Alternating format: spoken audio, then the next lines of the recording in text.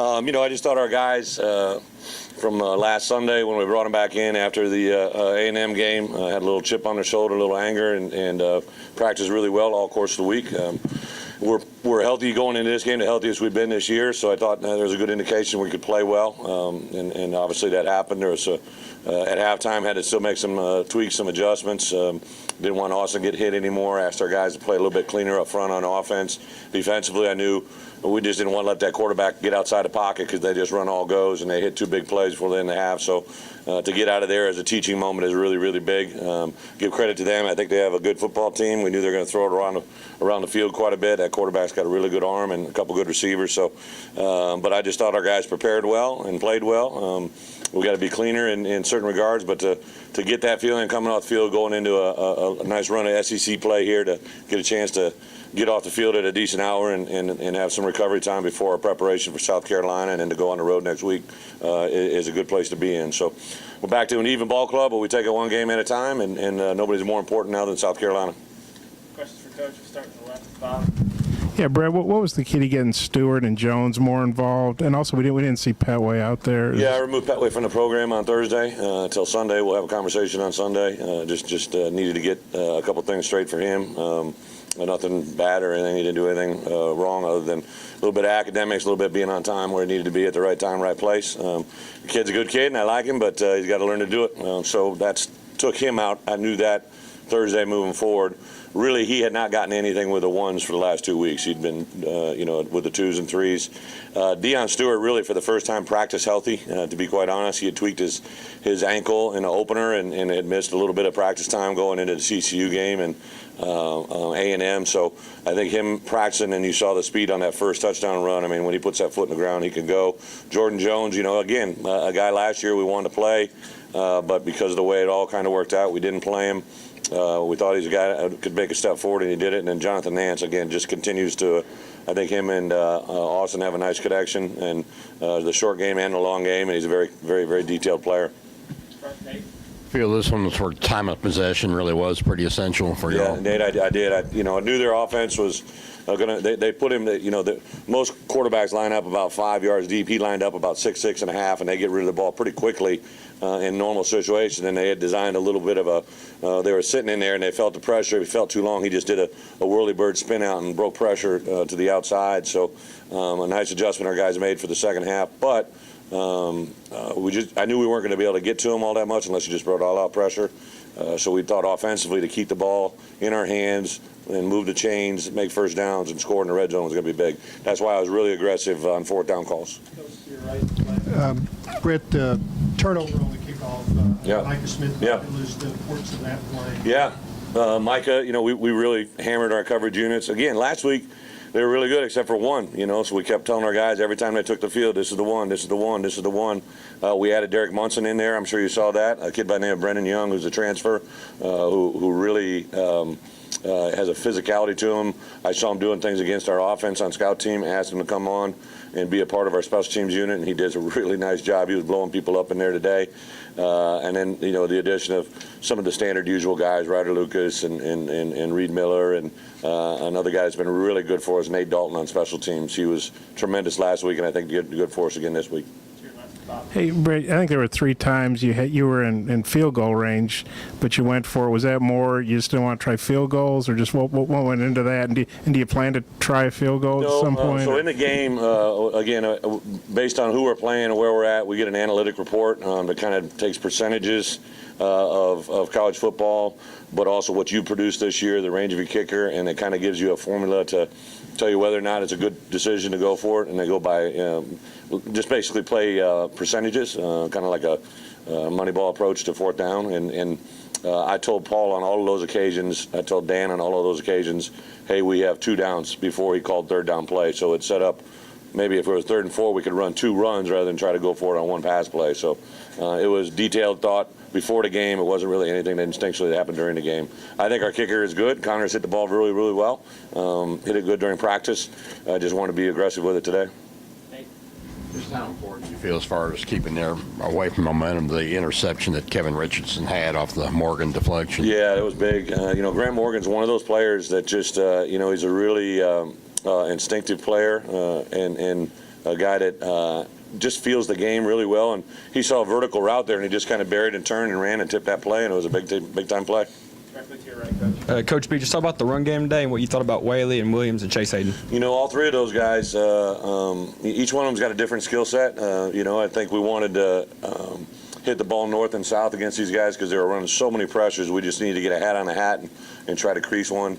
And all of them were really doing a pretty good job of that. I think protection-wise, Devois and David probably still give us a little bit more. But Chase is a dynamic player, and we got a pregame script on kind of how many plays we want to get him before so Dan has his openers, and we had in the first 6 plays a way to make sure that all three of those guys touched the ball in the first 6 plays. Straight downtown. Oh, yeah, piggybacking off Nate's question, you got a sack on their first series and then the pick on the second. Just getting them off rhythm and kind of getting the lead, how important was that? It was big. Again, I think it was a dangerous team. They're coming in here, and they obviously played Arizona State down to the wire at the beginning of the year. They're not afraid of Power 5 opponents. I've known Coach Martin for a long time, and a lot of my coaches knew he's a well-coached. The O-line coach is my former GA, and I knew what he was all about and what they were being taught up front. So it was a fun game to be in. Obviously, it's behind us, but I did think we were going to have to play a ball control offense just to make sure that we got out here with a W. Your hair's looking great, Tom, by the way. I don't know how mine looks. It looks great. Hey, you mentioned a few things that you want to clean up. The receiver, the 6'6" receiver, you knew he was potent, but what you thought of him and the things that you want to clean up from this? Again, I think the plays that really broke down for us were plays that were in the pocket, and all of a sudden he would dash, kind of do that spin, come outside, and break contain. So we had answers there, but we got to get off the thickness of the block. I think they were getting around on our perimeter too much. Offensively, I thought we had a really, and I know I didn't get mic'd last week, as Bob mentioned, but I'm afraid I would have got mic'd on the field when Paul Ramirez had that holding call. It was just, it's silly. It's a screen play. He's 20 yards away from the play, and he grabbed the collar, and the roughing the passer call in the first half, we kind of hit the quarterback once near the boundary, once in the pocket, and I knew that flag was going to be coming.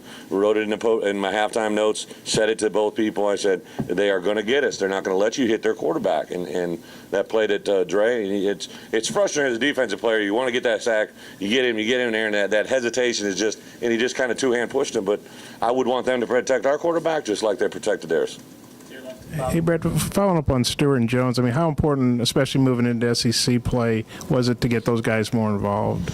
I mean, other than the first time you asked? All right. What else? Let me see if I can write Bob's article for him here more. I think they're both very they're two different players, too. Deion's shifty guy. Is very quick. He's fast, but he's more quick. And I think Jordan is on the flip side of that. He's very fast, and better on long routes, vertical routes.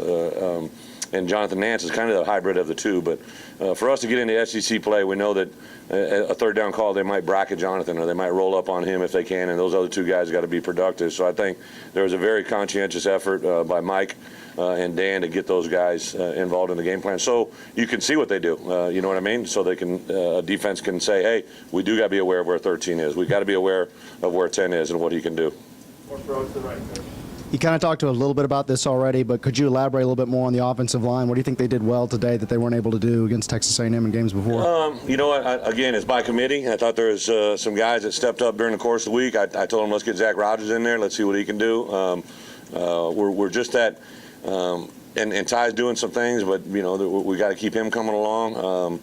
Obviously, the part that we got to try to find is our 4 best players that play together. And Russell came in, our guest captain came in and gave a speech yesterday, and I think he held the record for most starts in Arkansas player with 46 starts in a career. And he had 2 great comments. The first thing he said to our group was, when he got the phone call 2 or 3 weeks ago to be a guest captain, how excited he was, but nervous because he was going to be talking to his brothers. And those guys had never met him, seen him, and it gave that connection to the old regime, which I think was huge. And then he talked about his first play against Alabama as an SEC starter and made the message, hey, you didn't believe that there was a guy that could be 12 inches away from you and hit you that hard, and how he responded to that, and it's tough. It's a difficult road, but you got to respond the right way, and I thought that message from him was great for our linemen to hear. Couple more, Bob. I am not answering the question. Yeah, no, that other answer was good. I can use that. It's been a while since you won. Just how good was it to win, and being a winning locker room? And then what kind of momentum does this give you going into this SEC stretch? The last question because it a lot better. Yeah, we haven't won since our opener. I get it. We lost 2 in a row. I think our guys knew going out of that game that we can win, and I think that's was kind of the chippiness, the angerness, even from the coaches. Just you do all this work. Why not win the games? Why not put ourselves in a position to be talked about on a bigger scale? I look at tonight's game, and you see Virginia Tech, Clemson. I made that point to our guys. On Thursday night, I said, here you're up on these guys 24 points at the end of the year, and we can't close the second half. Look where they're at. Look where we're at. And you could be there so easily. TCU, everybody wanted to say, well, how good? Well, TCU was up to whatever, top 10 in the country, knocked off a really good Oklahoma State team last week. We went swing for swing with one of, I think, the better teams in the country. It's just this is a difficult league. A&M played hot, got themselves in an overtime game, could have had one, didn't. I'm tired of saying could have, so we tried to change the narrative.